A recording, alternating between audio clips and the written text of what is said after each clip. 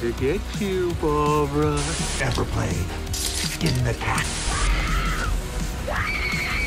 Someone's in the back seat! Tell me where you are, John! Wolfman's got Nards! Hi guys, my name's Barry and welcome back to the channel. Now before you disappear, this is going to be a spoiler free review, so if you haven't seen the movie, it's okay to watch this. I won't be spoiling anything at all. I will be doing a spoiler review after this one, so if you haven't seen it, watch this one. If you have seen the movie, then you can watch both. So let's start at the beginning. Let's start with the opening kill of the movie. Now it is hard to do a non-spoiler review for a Scream movie because most of the things that happen in it you want to keep under wraps, and that's what I'll certainly do in this one. But all I can say about the opening kill is it's fresh, it's different, it's new, it's something that I'd never seen before in a Scream movie. So get into the movie if you haven't seen it. You get in for a bit of a shock slash surprise in the opening scene. If you look at the crop of characters that we've got in this one, you've got legacy characters, you've got current characters, and you've also got new characters. Now looking at all the characters as a whole, unfortunately I don't think I latched onto any of them whatsoever. I think most of the characters, not all of them, most of them were annoying and most of them I just couldn't get behind. So when it comes to looking at all the characters within the movie, I can't look at any one specific and say they were great, but what I can do is tell you that the worst character is Mindy.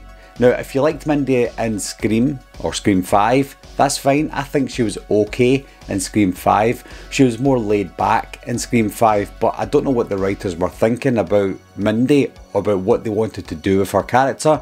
But in Scream 6, she was the most annoying person in the movie. She was so excited even when bad things were happening. She just wanted to tell you all these meta things and try to be funny, and it just didn't pay off whatsoever. There were some scenes involving Mindy that I won't mention, but there are scenes that were just so cringy that you just had to kind of look away or feel sorry for her.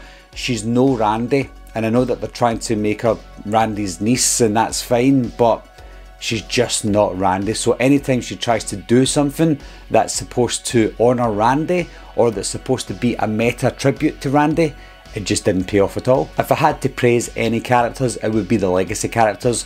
Which legacy characters, I can't tell you because that might spoil some things, but legacy characters were probably my favourite if I had to choose. If we look at the setting for the film, it was set in New York. Now, being set in New York, because it's so different to Woodsboro, I thought to myself, okay, there's a reason for them to set it in New York, but there's not. There's no reason whatsoever other than they wanted to get out of Woodsboro.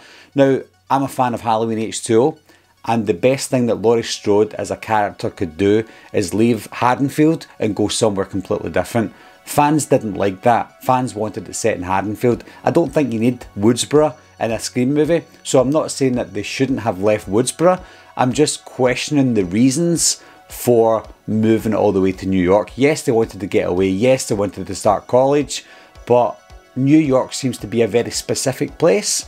And when I watch the film, there's no specific reason for them to go there. Let's look at Ghostface. In this one, I think, see this how you like, but I think Ghostface was probably the most brutal in this film than they've ever been before. Now, brutality doesn't mean creative, brutality doesn't mean amazing. If that's what you like, then you're probably going to like this Ghostface. But I think most of the kills were identical, if not identical, very similar in the style and the build up to the kills. I won't mention how that happens until the spoiler review, but when you watch the film you understand that most of the kills you're like, I just saw that kind of kill 5 minutes ago. So they're not very creative with the kills. However, Ghostface is honestly very menacing. The killer and the reveal was the most predictable part about this film. It was the most predictable in any Scream movie. There was a character that said something in the first 10-15 minutes of the movie,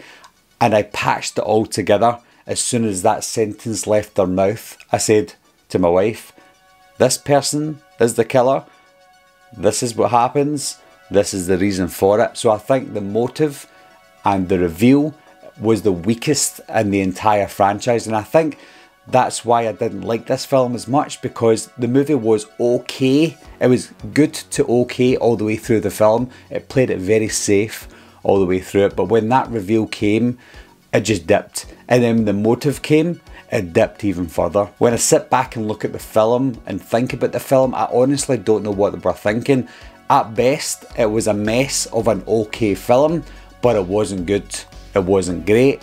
There was not much positives about it. The only positive that I can think of is, or two positives, is Ghostface was menacing and it was another Scream movie. Hence, I'm looking forward to hopefully getting a better movie after Scream 6. Looking back on the performances, taking away the characters because none of the characters were great, but looking back on the performances, I think that Samara Weaving's performance and Hayden Panettiere's performance were probably the standouts that I could pick from all of these. I don't even think Jenna Ortega could have saved this movie, and I think that's maybe down to the writing and the script and the dialogue, etc., because you've got actors like Jenna Ortega, Courtney Cox, etc., but they couldn't deliver the lines because the lines that they were given were just not good. Overall, guys, this wasn't a good movie. I was very disappointed, to be honest. I had higher expectations than what I got. I always go in with kind of low expectations for a lot of horror movies, but this one, because of the on the back of Scream 5, which I thought was a really good film, I thought we were going to get a better film than Scream 5, but it turns out we didn't. I think this was the most disappointed I've been in a Scream movie so far. It doesn't mean it's the worst one in the franchise, but it was the most disappointed that I've been so far, and it is disappointing to even say that because I wanted to like it. And after the film finished, I thought maybe I'll sleep it all over and think about it. I've had a sleep, I've woke up, and nothing's changed, unfortunately. So that's it for my non-spoiler review, guys. You can leave your comments down below just now. Let me know what you think of the movie. If you've seen it, try and keep the spoilers at bay. If you haven't seen the movie, maybe don't read the spoilers, but if you want to make a comment, then by all means leave a comment down below and we can get discussing. But if you want to get into the nitty gritty, look forward to my spoiler review coming soon. As always, guys, thanks a lot for watching, thanks for subscribing, and I'll see you soon. Bye bye.